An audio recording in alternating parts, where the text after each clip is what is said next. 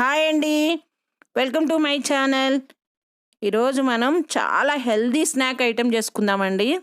చాలామందికి శనగపిండి పడదు, కానీ పకోడీలు తినాలనిపిస్తుంది. ఎలాగా ఏం చేయాలా అనుకుంటారు. ఇలాంటి వాళ్ళకి ఇట్లా రాగి పిండితోటి కనుక పకోడీలు చేసిస్తే చాలా ఇష్టంగా తింటారండి. చాలా బాగుంటాయి కూడా. అస్సలు ఆయిల్ కూడా పీల్చదు.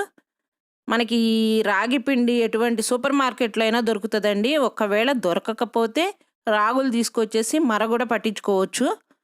దీనికి ఒక గిన్నె పెట్టేసుకొని దానికి ఒక కప్పున్నర ఉల్లిపాయలు సన్నగా నిలువుగా కట్ చేసి వేసుకోండి.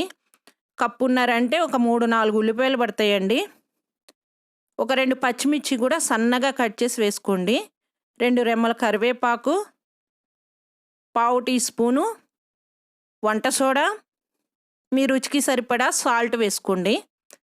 వేసుకొని వీటన్నిటిని బాగా పిసకండి. ఈ సాల్ట్ వేసి పిసికితే ఉల్లిపాయల్లోని వాటర్ అంతా బయటకు వస్తుంది.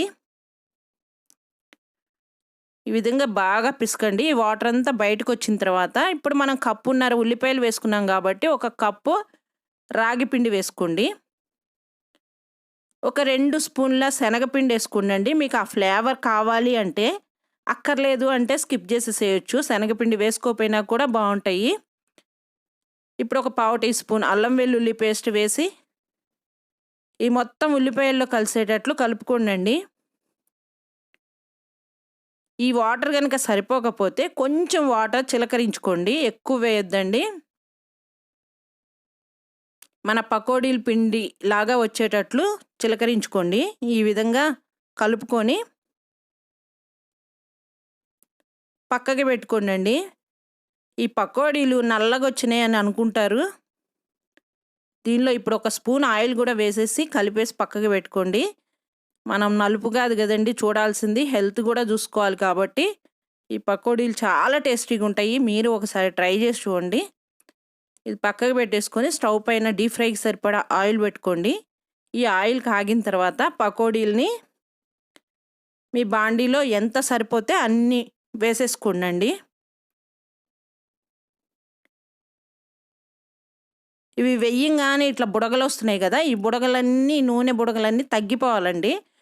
అప్పుడు పకోడీలు కాలినట్లు. ఇవి కలర్ వేరే ఉంటుంది కాబట్టి కొంచెం కాలనీయో లేదో మనకి అర్థం కాదు. శనగపిండి అంటే గోల్డెన్ కలర్లోకి వస్తాయి కాబట్టి తెలుస్తుంది. ఇవి కొంచెం అర్థం కాదు. ఈ విధంగా బుడగలన్నీ తగ్గిపోతే అప్పుడు కాలినట్లు అనమాట. చూడండి, ఇప్పుడు చూపిస్తున్నాను. ఇప్పుడు బుడగలన్నీ పోయినాయి కదా, ఇప్పుడు కాలినట్లు. ఇది కూడా మీకు అర్థం కాకపోతే ఒక్కసారి బాండీలోకి తీసుకొని చేత్తో పట్టుకొని చూస్తే మనకు ఉల్లిపాయ కాలిందో లేదో కూడా అర్థమైపోతుందండి. పకోడీలు కూడా కరకరా అంటాయి. ఈ విధంగా అన్నప్పుడు పకోడీలు బాండీలోంచి తీసేసి ఈవినింగ్ టైము పిల్లలకి ఇచ్చినా కూడా, పెద్దవాళ్ళకి ఇచ్చినా, మనం తిన్నా చాలా టేస్టీగా ఉంటాయండి. ఆయిల్ కూడా అస్సలు పీల్చదు. మనం ఇవేవో నల్లగా ఉన్నాయి అని అనుకోకుండా మన హెల్త్ చూసుకొని తింటే చాలా మంచిదండి.